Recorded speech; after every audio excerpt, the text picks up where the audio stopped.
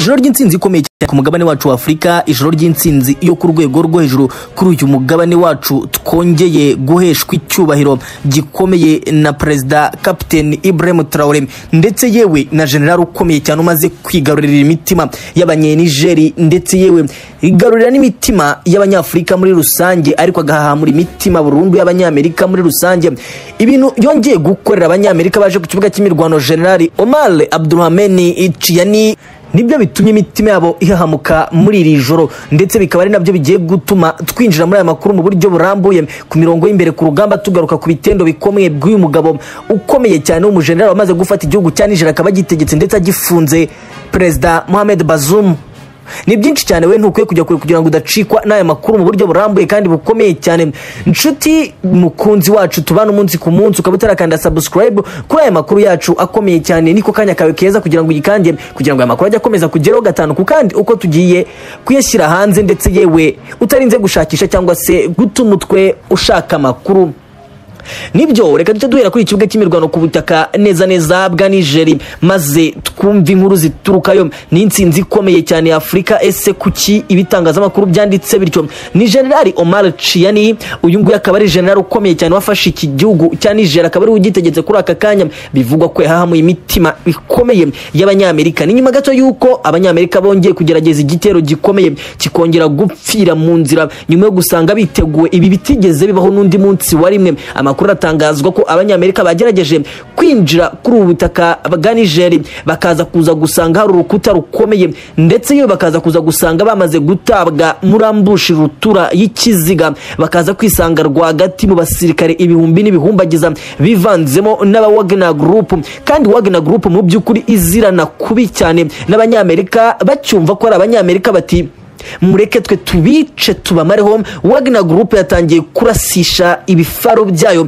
ndetse yabitangira kumanuza amakompra menshi cyane, indege zari mu kirere, ibintu bitayo bibi cyane. Abanyamerika bongera gupfira ku butaka bwa Niger ari benshi kandi icyarimwe. Amakuru avuga ko Perezida Joe Biden asa noneho wamaze gukura y'amaboko, wamaze kwemera gutsindwa, ndetse yewe akemera ko Afrika yamaze kumutsinda no kumujya hejuru binyuze muri aba bagabo bakomeye cyane babiri, Captain Ibrahim Traoré na General Omar Abdulrahman Chiani.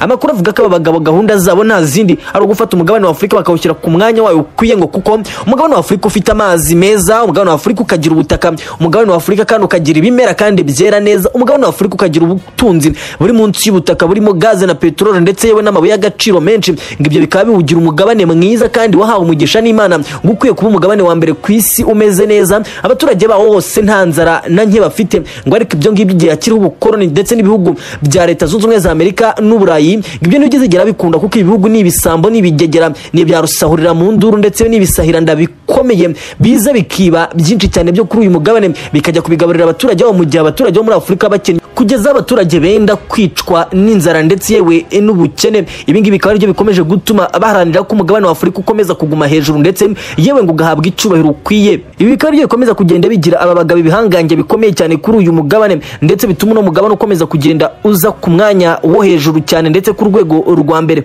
Ese biraza gukomeza kugenda bitera Leta Zunze Ubumwe za Amerika ko zitsinzwe, ziraza kuza kwigarura noneho mu gitero kimeze gite ko Perezida Joe Biden yaruciye yarumize, yanze kugira ikintu kimwe arenzaho. Gusa amakuru avuga ko Perezida Vladimir Putin hari izindi ntwaro ziremereye ari buze kohereza mu bihugu nka Niger ndetse na Burkina Faso muri iri joro. Byose twe turakomeza kubihanga amaso, wowe udukurikirana umunsi ku munsi. Reka duhita twinjirana mu yandi makuru akomeye cyane abagezweho ku kibuga cy'imirwano ku butaka bwa Niger.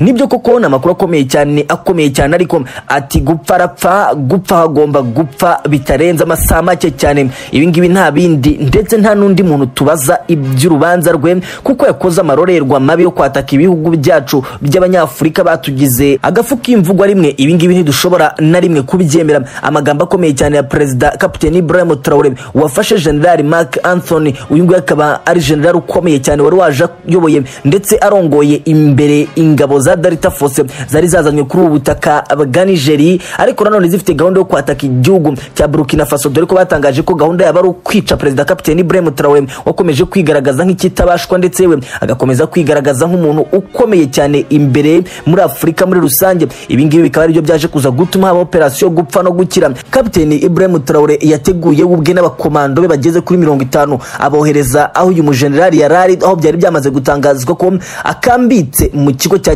gisirikare neza neza kiri ahitwa Kano ni mu gace ko muri Nigeria, maze Kapiteni Ibrahim Traoré yoherezayo abakomando be ababwira ko bagomba kuza bamuzanye kandi ngo ari muzima, bitabaye ibyo ngo bakaza kuza bamaze kwerekana ko bamwishe nibiramuka bibaye ngombwa. Gusa nibigize bigera kuri urwo rwego kuko barwanye cyane n'abakomando bari bamurinze, ariko nanone biza kurangira babatsinze biri ku rwego rw'ejuru, maze bamutahukana baricyo bamutwara mu gihugu cya Burkina Faso. Bivuga ko kugeza kuri aka kanya umujenerali Marc Anthony ariho aherereye. Amakuru avuga ko Marc Anthony nta masaha menshi asigaje akicwa ku mugaragaro, ngo dore ko Perezida Kapiteni Ibrahim Traoré yavuze ko adashaka agasuzuguro k'abanyamerika, cyane cyane ko yabivuze mu magambo mabi cyane, amagambo asa naho abatuka, avuga ati nge sinifuza agasuzuguro k'imbwa z'abanyamerika. Ibi ngibi we yabivuze ubwe bwite ku burakari bwo ku rwego rw'ejuru yashyizemo, dore ko ku munsi w'ejo ari nabwo yari arimo avuga ko Perezida Joe Biden ibyo avuga ari ubucucu, nta kintu na kimwe bazabagira, ariko koko akomeje kugenda bibereka muri ubu buryo bwose bushoboka.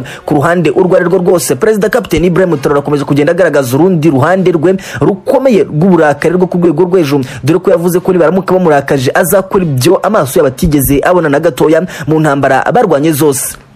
Ku rundi ruhande kandi rero ni ku kibuga cy'imirwano ku butaka bwa Nigeria, ahari Generali Omar Abdulrahman Tiani, uyu nguyu wafashe ubutegetsi bwambaye Mohamed Bazoum mu gihugu cya Nigeria. Uyu mugabo kandi wari ukuriye urwego rwari rushinzwe kurinda Perezida Mohamed Bazoum, akaba ari nawe wakoze kudeta yo ku rwego rw'ejuru agahita afunga Mohamed Bazoum. Amakuru atangazwa ko igikomeye cyane kirimo ari urundi ruhande rwakomeje kugenda agaragaza ntiyigeze